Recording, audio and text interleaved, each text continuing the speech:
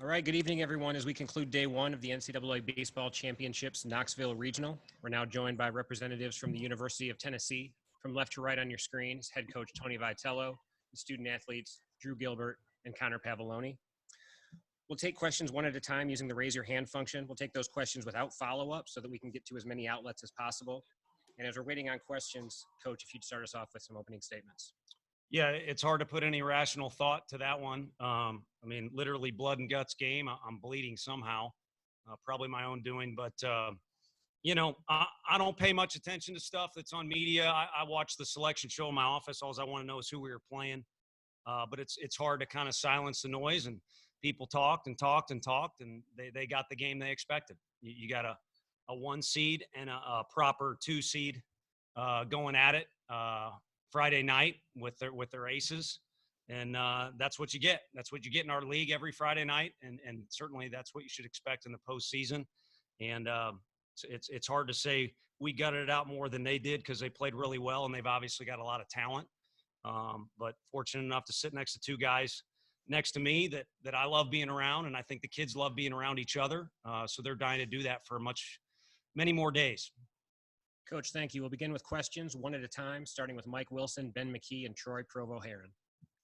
Yeah, Drew, I mean, what did you get on that pitch? What was that moment like for you? I mean, I think it's been a minute since you homered, and I think the last one was a walk-off too. So, I mean, how did that all feel for you? I mean, obviously, it'd be lying if I said it wasn't a good feeling. But, I think that, all that kind of stems from, just kind of having – our teammates all year. We've just kind of, try to have each other's back. And, in a big situation like that, you can let your mind, race to a bunch of different places.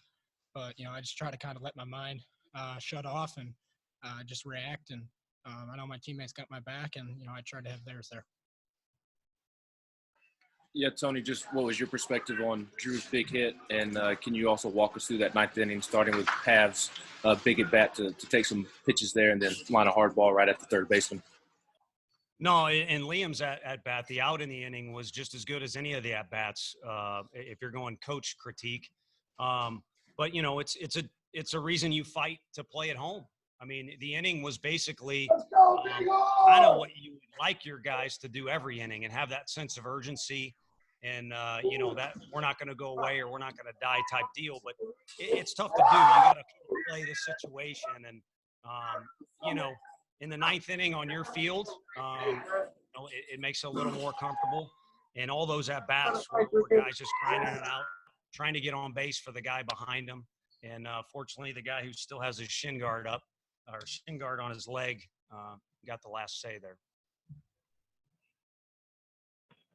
Drew, what can you say about this team and just what y'all have been able to accomplish in the bottom of the 9th multiple times this year, whether it be Evans' big home run or just all the walk-offs y'all seem to have in big moments this year? What is it about this team that allows y'all to kind of do that?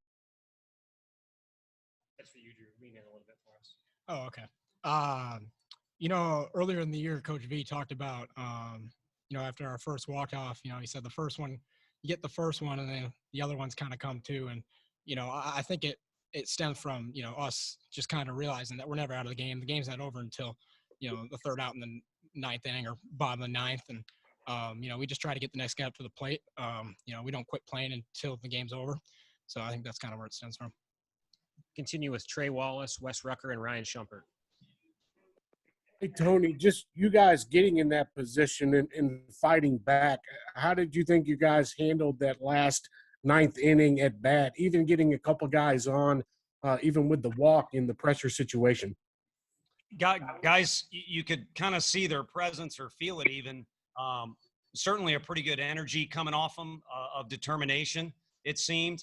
But also everyone was kind of moving slow. And I don't mean, obviously, there were some balls that were well struck. So not slow in an athletic manner, but just under control.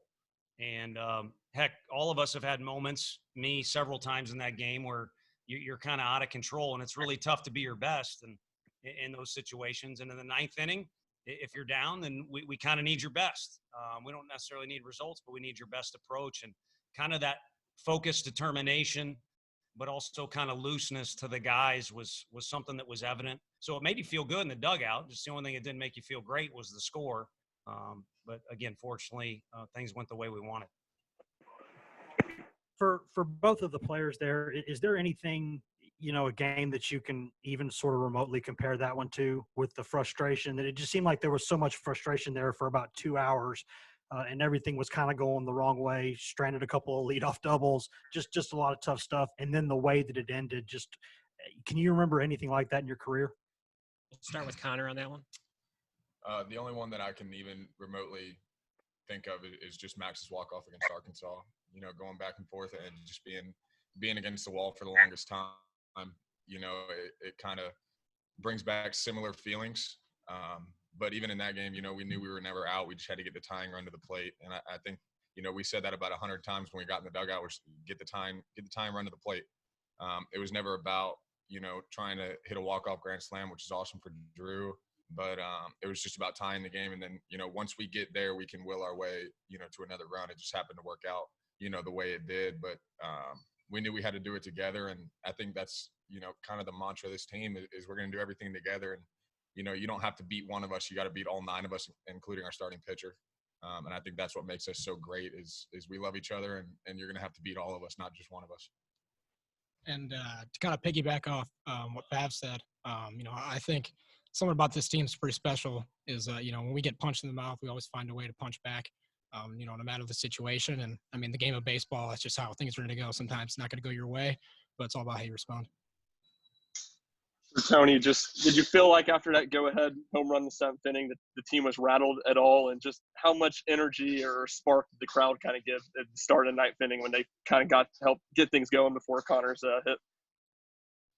The crowd was enormous. It goes back to what we were talking about, or Pav brought up with the Arkansas game. In the 9th inning, that environment was all that people would talk about: recruits, fans, our players. And certainly you'd like your players to create their own environment when they show up to work every day and make it one that's going to put them in a position of success. But that's tough to duplicate, what was going on there in the 9th inning. And it's one of the reasons why, again, I'll just be honest with you, Wright State, that lineup is as physical as ours and as talented as ours. I haven't seen all their pitchers. Obviously, they got some guys with good stuff. So what you got is a real even match game. But fortunately, what we did during the regular season got us home field advantage, and that's what allowed that to come into play. So it certainly was a factor and a big one indeed. Finish up last 3 for Tennessee. Go to Ben McKee, Troy Provo Heron, and Mike Wilson. Yeah, Pav, I'm just curious on your perspective of what that lefty was doing there, those 3 innings before the 9th that kind of kept y'all off balance. And then, Tony, your perspective on Chad Dallas and Sean Hunley maybe giving up a couple of homers tonight and what was going on there. Yeah, I think that lefty was kind of different from all the other guys that they threw. I think you saw that righty they brought in was mainly an off-speed guy, and that's why his fastball played up a little bit in velo, and that lefty kind of just came at you, for lack of a better word. It was a high spin rate fastball, which, the velo is going to play up a little bit, and it plays better up in the zone. But I think we were waiting for an off-speed pitch to come, and it kind of never came, and he just kept us off balance for the 3 innings. I think that he was in the game. So, he did a great job, and he's a great arm. So I think he just kept us off balance for a while. Yeah, and I skipped over a question as well that does relate to Hunley. I don't think our guys were rattled. The fans were kind of actually honest, like, hey, stay in it, get up in there in the dugout. And I think you got to play the hand you're dealt. And in that situation, Alders, if I'm remembering right, put a good swing on a slider. And, you just realize now you're down an extra run, but you got to get to work. If anything, from my standpoint, Sean Hunley has got us out of so many jams, and he did so in this game. It's just you kind of let your personal emotions get involved. We asked him to do a ton today, a little out of the norm, and so you just hate for the kid to not have personal success. But I think there was a true sense of quiet confidence in our dugout that, okay, it's a little bit bigger challenge, but it's kind of what we've been dealing with since Connor Pavloni showed up on our campus, as well as our coaching staff. Is a lot of challenges and some quirky things have happened this year, and things I can't explain that people ask me to. But these guys, as Drew alluded to, if the going gets tough, they get tough. And then if they get punched in the mouth while it's tough, then they get even a little bit tougher.